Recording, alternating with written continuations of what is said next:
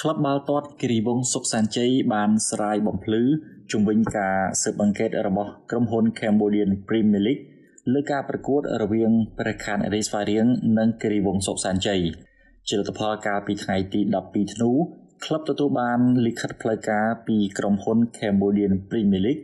ពីលទ្ធផលនៃការស៊ើបអង្កេតនោះដោយលិខិតរបស់ CPL បានបញ្ជាក់ថាដោយយោងទៅលើការសង្កេតអំឡុងពេលប្រកួតរវាងព្រះខ័នរាជស្វារៀងនិងគិរីវង្សសុខសាន្តជ័យនៅពហុកីឡដ្ឋានជាតិមរតកតេជោ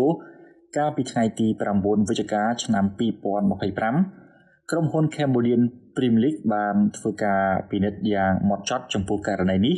តាមរយៈវីដេអូនៃការប្រកួតរបាយការណ៍អាជ្ញាកណ្ដាល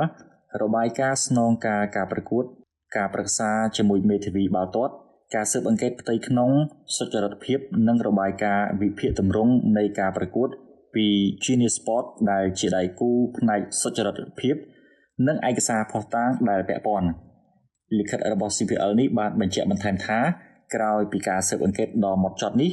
ការសន្និដ្ឋានគឺករណីនេះមិនមែនជាការរំលោភលើសុចរិតភាពនៃការប្រកួតឬបទបញ្ញត្តិនៃការប្រកួតនោះទេសេចក្តីបញ្ជាក់នេះបានបង្ហាញយ៉ាងច្បាស់ថាมันមានពាក់ព័ន្ធទៅនឹងការកំណត់លទ្ធផលប្រកួត match fixing ឬអំពើពុករលួយឬការរៀបចំទុកជាមុនណាមួយឡើយដែលនេះជាចំណុចសំខាន់ក្នុងការរក្សានូវកិត្តិយសនិងសុចរិតភាពរបស់ក្លឹបទន្ទឹមនឹងការប្រកាសលទ្ធផលនេះក្លឹបបាល់ទាត់គិរីវង្សសុខសាន្តជ័យក៏ទទួលស្គាល់នូវការណែនាំនិងការព្រមានរបស់ CPL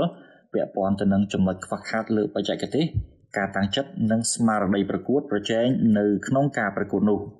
ហើយគិរីវង្សសុខសាន្តជ័យក៏បានបដិញ្ញាថានឹងពង្រឹងវិន័យក្រុមនិងយុទ្ធសាស្ត្រនៃការប្រកួតធានាការប្រកួតបន្តបន្ទាប់កីឡាករទាំងអស់នឹងប្រកួតឲ្យអស់ពីសមត្ថភាពនិងកម្លាំងកាយចិត្តហើយប្រកាន់ខ្ជាប់នូវគោលការណ៍ Fair Play និងវិជ្ជាជីវៈខ្ពស់បំផុត